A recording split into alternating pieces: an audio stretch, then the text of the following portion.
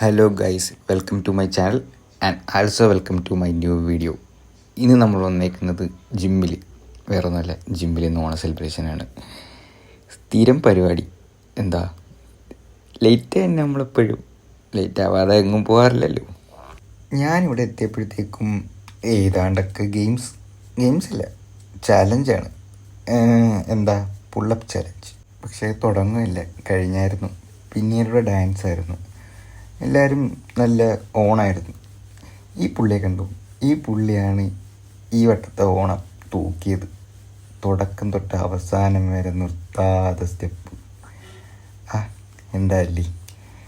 പിന്നീട് എല്ലാവരും ഉണ്ടായിരുന്നു. സൈഡിൽ നിന്ന് എന്നെയും പിടിച്ച് ഡാൻസ് കളിപ്പിക്കാൻ വേണ്ടി കയറ്റി.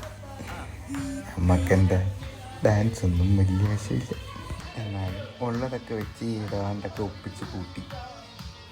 പിന്നീട് ഇവരായിരുന്നു താരങ്ങൾ. ഇത് ലിബുവണ്ണ, ഇത് അഫ്ഗാൻ.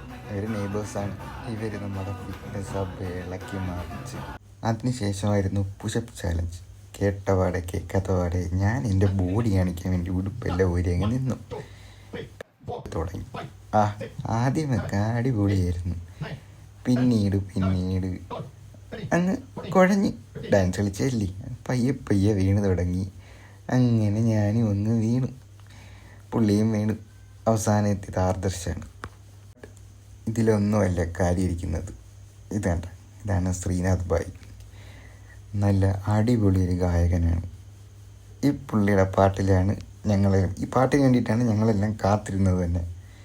എന്തിന് തലേ നടക്കാതിരുന്നത് ഇന്നത്തേക്ക് മാറ്റിയത് പോലും ഈ ശ്രീനാഥ് ഭായിക്ക് വേണ്ടി തന്നെ.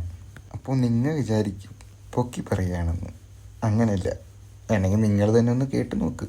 കേട്ടതിന് ശേഷം എന്താണെന്ന് വെച്ചാൽ നിങ്ങൾ തന്നെ പറഞ്ഞാൽ മതി.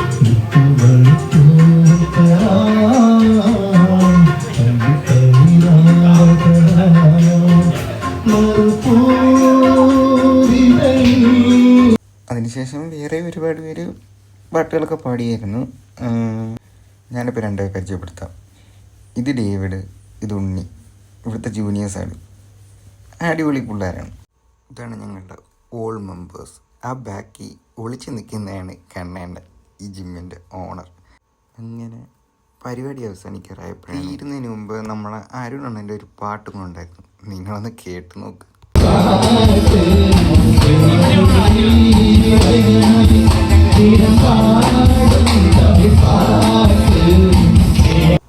ഇതെൻ്റെ ഫ്രണ്ട് നവീൻ. അങ്ങനെ ഇവിടുത്തെ കൊല്ലത്തെ ഓണാഘോഷം അവസാനിക്കുകയാണ്. Signing off. Bye bye guys.